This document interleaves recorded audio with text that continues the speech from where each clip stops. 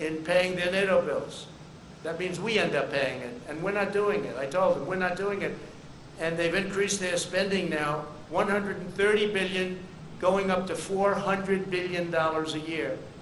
It's all because of me. Then you hear the country doesn't like me. I mean, I can understand that. Because President Obama and other presidents, in all fairness, would go in there and they'd make a speech and they'd leave. I went in there, I looked and I said, this is unfair. We're paying for NATO. We're paying for NATO. Almost all of it. So they rip us off on the military, and then they rip us off with the European Union on trade. And Biden doesn't have a clue. You know he doesn't have a clue. Everybody knows he doesn't have a clue. In prime time, he wasn't good. And now, it's not prime time. He spent 47 years sending American jobs to China, to Mexico, and to other countries while collecting millions of dollars in campaign and super PAC contributions from global corporations that got rich by making American workers poor. His son, where's Hunter? Where's Hunter? I call him Where's Hunter. Walked away with $1.5 billion to manage, even though he never did that before. He walked away with a fortune from Ukraine, from China, and from other countries. Between his son and his brother, you ought to read the statements, and the press doesn't pick that up. If I ever did that, it would be hell, even worse than it's been, okay? Even worse than it's been. What he's done is so incredible. I won't give them the $1 billion, he says. I won't give them unless they get rid of that prosecutor. And then voila, they got rid of the prosecutor. And the press doesn't even want to talk about it. You talk about quid pro quo. With me, there was none. With him, he's right on tape, and you don't want to cover it. You should be ashamed of yourselves. The press should be ashamed of themselves. But Biden shipped away our jobs, threw open our borders, and sent our youth to fight in these crazy, endless wars. And it's one of the reasons the military, I'm not saying the military is in love with me, the soldiers are. The top people in the Pentagon probably aren't, because they want to do nothing but fight wars so that all of those wonderful companies that make the bombs and make the planes and make everything else stay happy. But we're getting out of the endless wars. You know how we're doing. We defeated 100% of the ISIS caliphate, 100%. When I came in, it was a mess. It was all over. They have it in a certain color, all ISIS. A year later, I said, where is it? It's all gone, sir. Because of you, it's all gone. Because of my philosophy, but all gone. I said, that's good. Let's bring our soldiers back home. Some people don't like to come home. Some people like to continue to spend money. One cold-hearted globalist betrayal after another, that's what it was. Biden supported NAFTA. He supported China's entry into the World Trade Organization. Two disasters, the most disastrous trade deals in history, both of them. I can't tell you which was worse. They were both terrible. And as you know, I ended it, and I ended NAFTA. And we're looking at the World Trade Organization. They've become much better, I will say that. World Health I got out of because we're spending $500 million. China was spending $38 million, and China controlled it.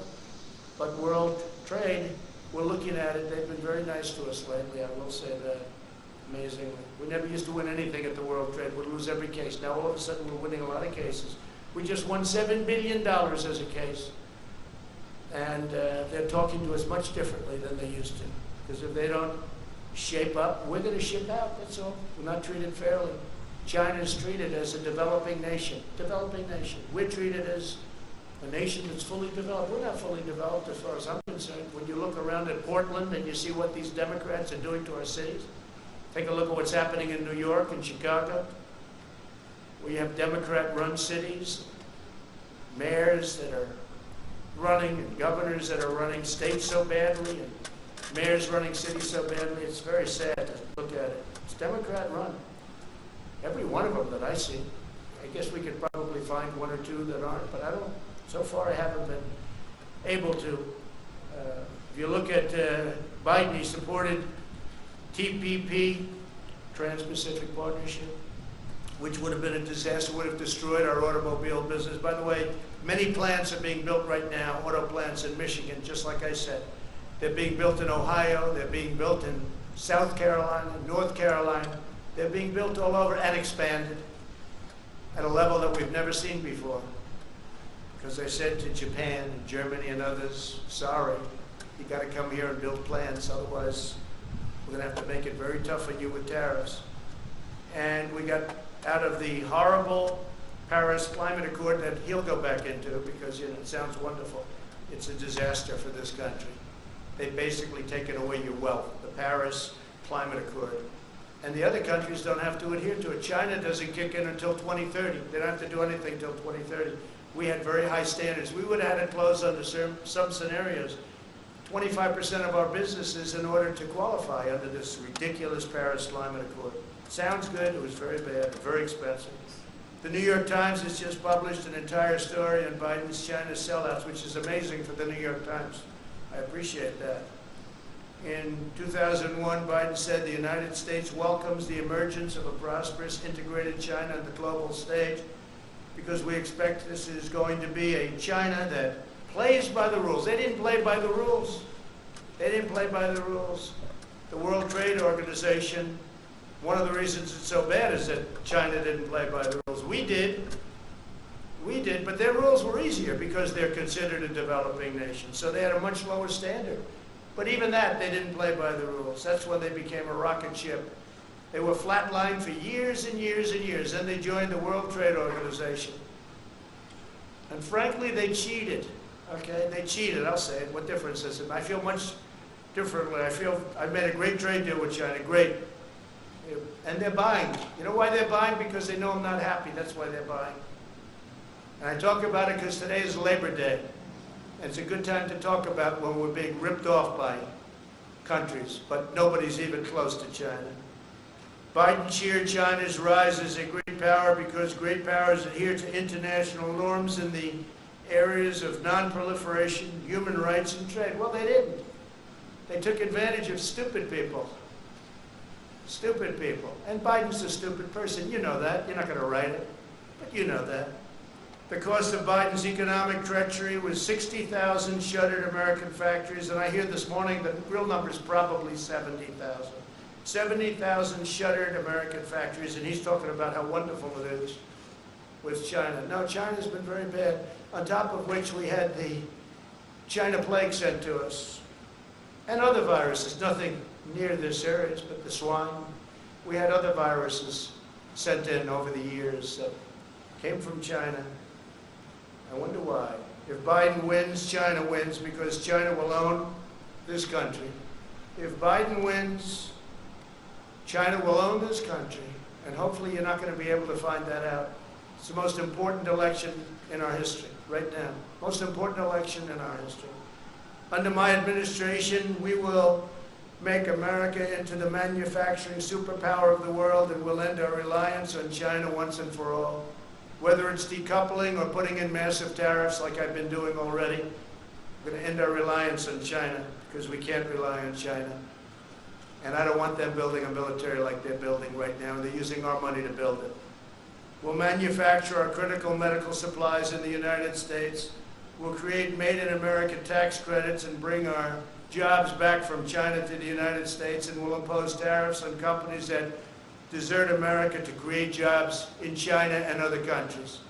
If they can't do it here, then let them pay a big tax to build it someplace else and send it into our country. We'll prohibit federal contracts from companies that outsource to China, and we'll hold China accountable for allowing the virus to spread around the world. Now you can understand why China would much rather see Sleepy Joe than Donald Trump. But as long as I'm president, we will never waver in our undying loyalty to the American worker and to our country as a whole. So, happy Labor Day, everybody. Yeah, go ahead. Thank you, President. The issue of what happened with Laura Trans seems to be a story. You're going to have to take that off, please. Just, you can take it off. How many feet are you away? I'll speak a lot louder. Well, if you don't take it off, you're very muffled. So if you would take it off, it would be a lot easier. I'll just speak a lot louder. Is that better? It's better, yeah. It's better. Mr. President, some people are having a hard time believing your denial of the Atlantic story because of what you said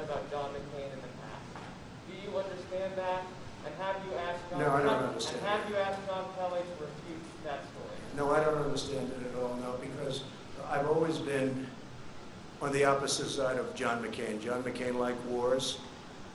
I will be a better warrior than anybody, but when we fight a war, we're going to win them. And frankly, I was never a fan of John McCain. You know that. It's been very obvious. But I had to approve his entire funeral. I wanted him to get. He deserved a first class. You know, it all was approved by me. We sent Air Force One to pick up the casket, a lot of things. But no, I was never a fan of John McCain because he wanted the endless wars. And I didn't. I thought that the way the vets were taken care of, our great vets, was not good, not appropriate. And of course, he took the fake dirty dossier and gave it over to the FBI. So this is not somebody I'm not supposed to say, what a wonderful guy. So, you know what? I lived with him. He lived with me, but we had different philosophies. I think my philosophy is right. I think it's turned out to be right. But I wasn't a fan. But I respect people, and I respect a lot of people.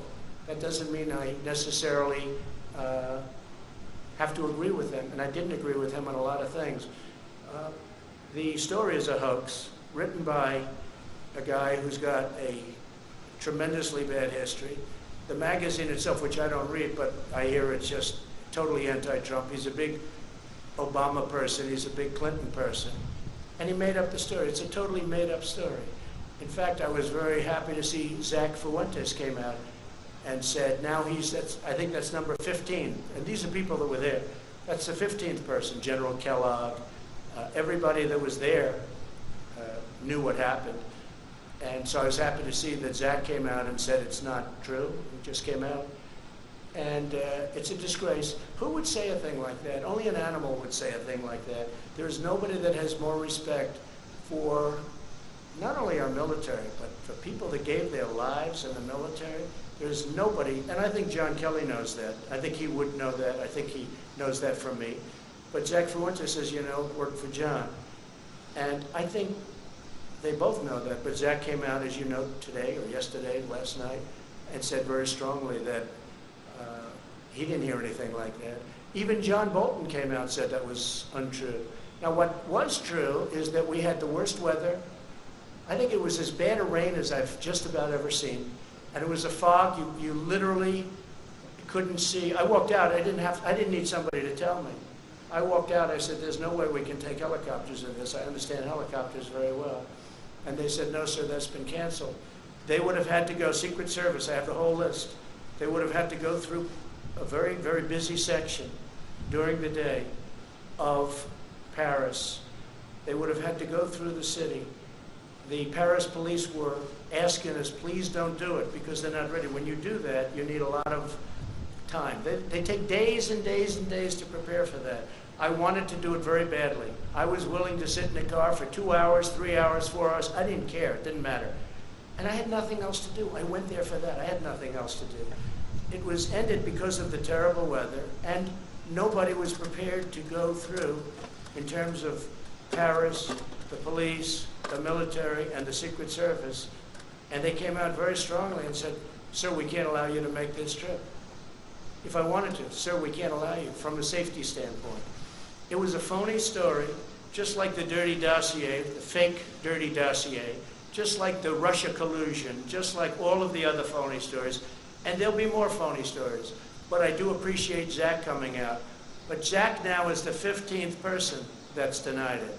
Zach now, I think, also talked about the weather aspect of it, and he's probably the 14th or 15th person that blamed it on weather. So that's enough of that. Yes, please. Thank you. We're seeing judges, most recently in Detroit, limit police ability to use non-lethal force. My first question would be, should the police be allowed to use non-lethal force to call the violence in their city? We're talking about where non-lethal force? Right, so in the riot, most recently. The riots? Yeah. Well, I think what's happened is the toughness. These are Democrat-run cities all, and there's no retribution. They stand there, they throw things at the people that are supposed to be protecting something, and nothing happens. They throw rocks, they throw cans of soup, they throw lots of hard objects, and rarely does anything happen. But I've told, when we have the federal in there, as you know, I told the U.S. Marshals to go get the man who killed another man and they know who it was, and you have to arrest him. You have to arrest him. After 2.5 days, they didn't arrest him. The U.S. Marshals went in, and it ended up being a gunfight, and the man was killed. But this is a man that had a bad record, and there's a man that killed a man in the street. I mean, I witnessed it. Most people witnessed it. And the U.S. Marshals went in. They weren't playing games. They can't play games. If somebody is breaking the law, there's got to be a form of retribution. I watch so often when I watch some of the areas that we're talking about. Now we have Rochester. That's, again, Democrat governor, Democrat mayor, all Democrats, every one of them. And it always will be. I was with the governor of Texas. He looked at me and said, I can't imagine how they allow this to happen. And, you know, it's different. It's different. I could talk about other governors saying the same thing. Yeah, please, go ahead. Follow up on that. We're also hearing reports of groups like Antifa and Black Lives Matter traveling around the country, leaving their home cities to go riot and protest in other cities where they're holding damage. Do we expect to see prosecution and charges in the Department of Justice for those traveling to that purpose? So we have now over 1,000 people, federal, in jail. We're prosecuting many people. A big thing was when I signed the law putting people in jail if you knock down monuments. That was 3 months ago. There hasn't been a federal monument knocked down in 3 months or even thought about. I don't think they've even thought about it. So that's had a very big impact, very big impact. But yeah, we're going around, and the nice part is you people see those people up there, they take nice pictures of everybody, so we don't even have to bother. We can use the news photos. We had a photo right over there of Andrew Jackson, the monument. He was getting ready, and this guy was a big, brave guy, and he was up like this, and he was showing off to all his friends, and he got arrested. So did a lot of other people get arrested, and I would say we have the ultimate proof. Now, in that case, we got there before they ripped down the statue of Andrew Jackson, which is so beautiful, which is right over there. But they never got it. But right after that, I signed an order saying you go to prison for 10 years. And as soon as I signed that order, that was the end of the statues coming down. But they have other ideas. They've got plenty of ideas. They're not at want for ideas. Please, go ahead. Mr. Spun, David Spun from Fox News. Mr. President, thank you for taking my question. Sir, you talked a lot about the economy and touted the economy. 3 weeks ago in Bedminster, I asked you specifically why you have not called Democratic leadership to the White House to meet with them. If they don't want to meet, it's on them. A lot of people are criticizing you. I cover you on the weekends and stuff. I don't think they have. Why have you not met with them in person? I mean, we're in September. There's no deal. There's no hope of a deal. We're 2 months out from the election. Don't say there's no hope. Why do you say there's no hope? What What do you know?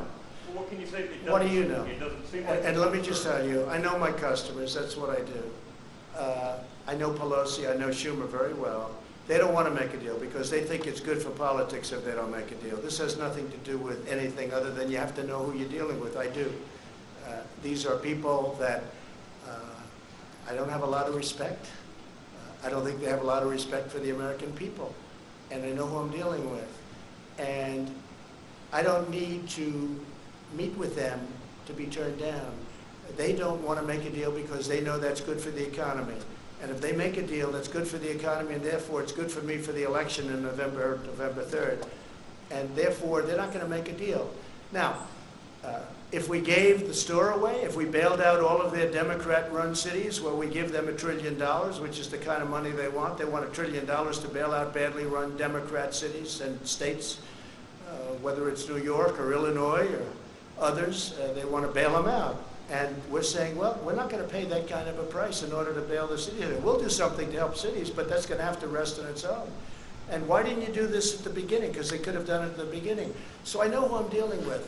And I'm on the phone with Mnuchin and with Meadows and with all of these people constantly, while they're there.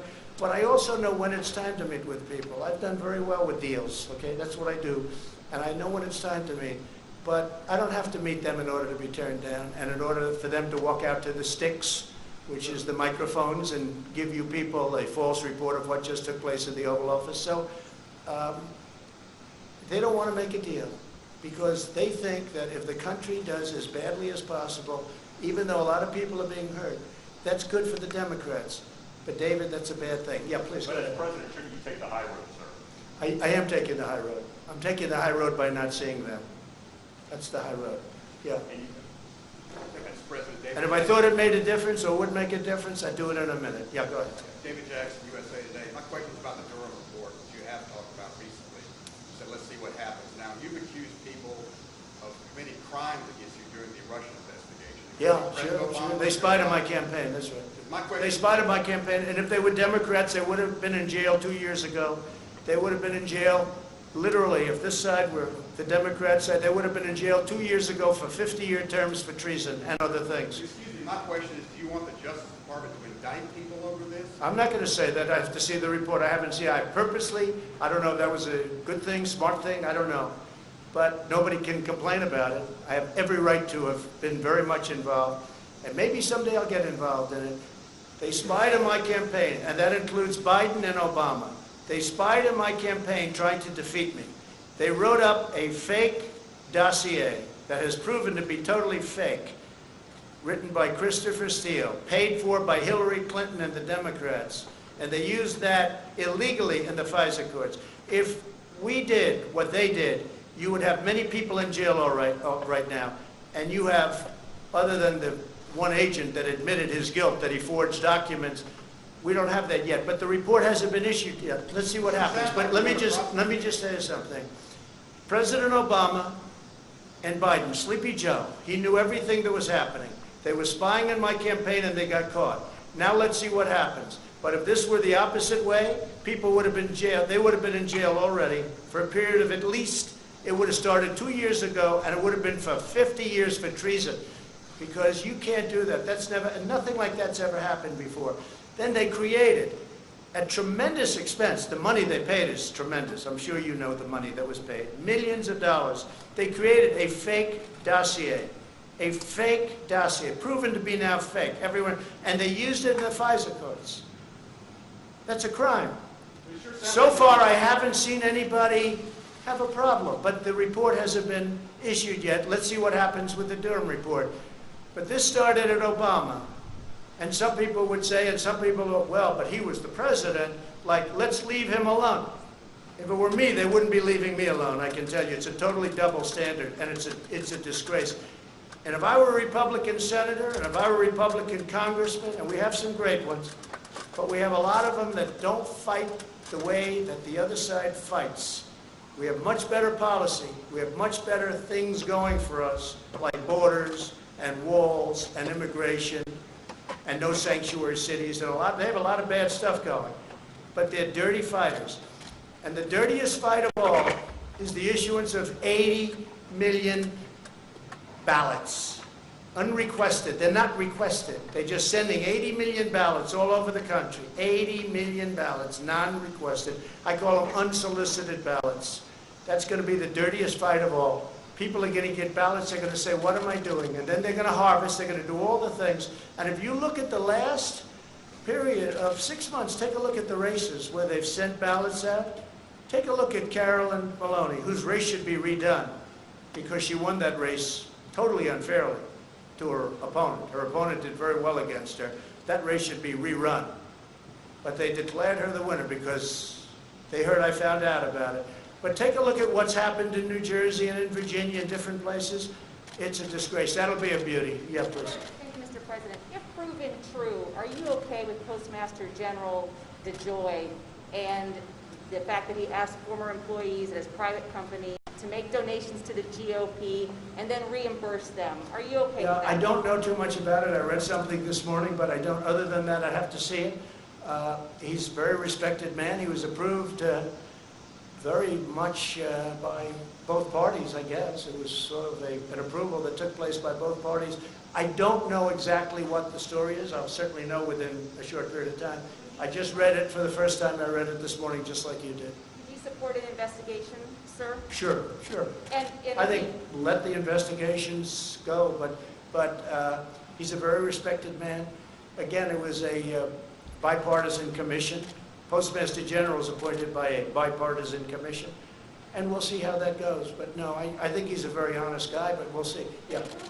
Thank you, Mr. President. Mr. President, Go ahead, follow up, please, if you don't mind. If it's proven to be a campaign finance scheme, do you think he should lose his job? Yeah, if something can be proven that he did something wrong, always. You know, Thank you. always. They've been looking at me for 4 years. They found nothing. 4 years, think of it. For 4 years, from the day I came down the escalator, I've been under investigation by sleaze, and they found nothing.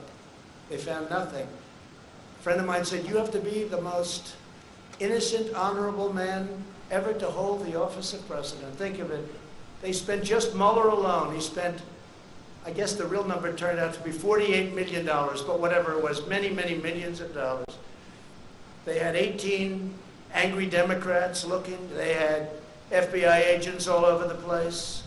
They had and they have no collusion. Friends of mine have said, sophisticated friends have said, you've got to be the most innocent guy ever to hold this office. And there's a lot of truth to that. Yeah, please. Thank you, Mr. President.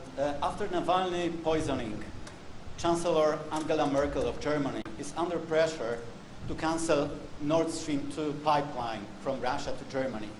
Would you support such a move? Do you Sure. think the project should be canceled? Sure. Well, I've been supportive of that. I was the first one that brought it up. You never heard of Nord Stream 2 until Trump came along. When I came along, I said, wait a minute. We're protecting Germany from Russia, right? NATO. We're protecting Germany from Russia. Germany's paying Russia billions and billions of dollars to get their energy, and the real number is probably 60 to 70% ultimately of their energy is going to come from Russia. And I said this for years, that nobody talks about it. One of the many things between sanctions and all of what we've done for Ukraine relative to what the past, they used to send pillows and we sent tank busters. But I brought that up a long time ago. Russia's unhappy that I brought it up. But you never heard of Nord Stream 2. Nobody did until I got elected. And I said, why is Germany making a deal to give billions of dollars to Russia, and then we're protecting Germany from Russia? How does that work? And then on top of it, Germany is delinquent because they're only paying a little more than 1%, and they're supposed to be paying 2%, and even the 2% is low. But just remember, Trump, me, I got the countries of NATO spend $130 billion going to $400 billion a year. Think of it, $400 billion a year more for NATO.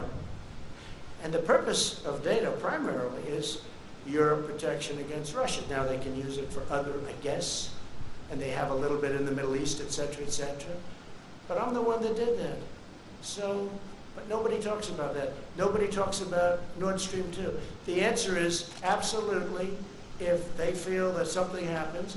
But I don't know that Germany's in a position right now, because Germany's in a very weakened position energy-wise. They're closing all their plants. They're closing their nuclear. They're closing their coal. They're closing a lot of plants. And they have put themselves in a very bad position, frankly.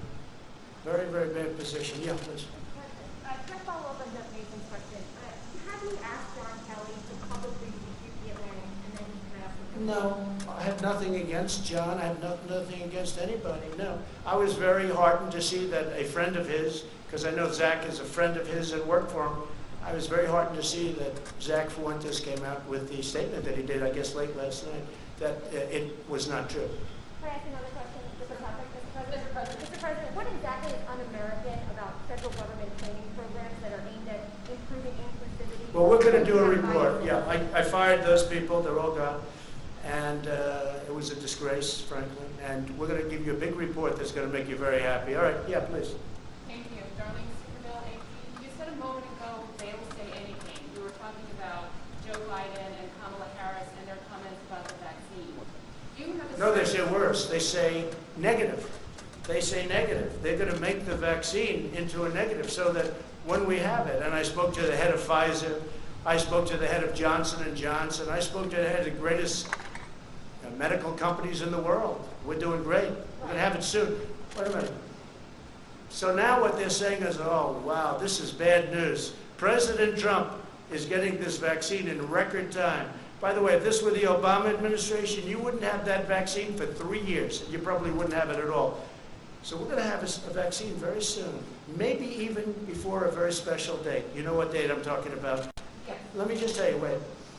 And what they're doing, because they think it is going fast, and if you talk to a lot of your sources, if you have sources, if you talk to your sources in the FDA, you'll see it's going very, very well. The numbers are looking unbelievably strong, unbelievably good. So now they're saying, wow, Trump's pulled this off. Okay, let's disparage the vaccine. That's so bad for this country. That's so bad for the world to even say that. And that's what they're saying it. But I watched Kamala's poll numbers drop from 15 to almost 0, and then drop out even before she ran in Iowa because people didn't like her. And I understand why.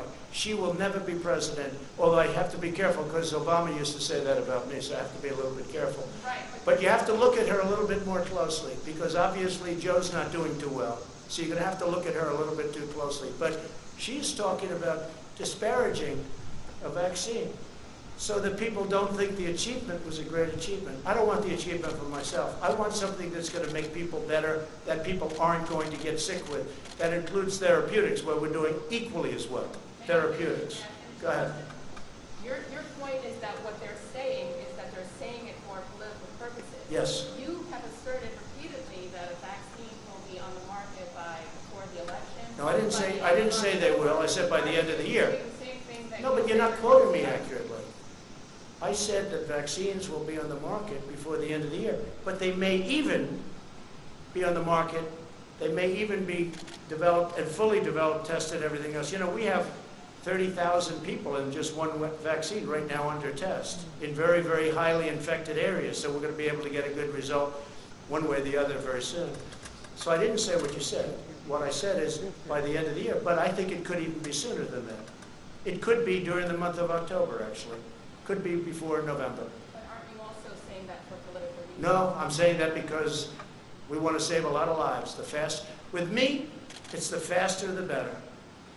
With somebody else, maybe they would say it politically, but I'm saying it in terms of this is what we need.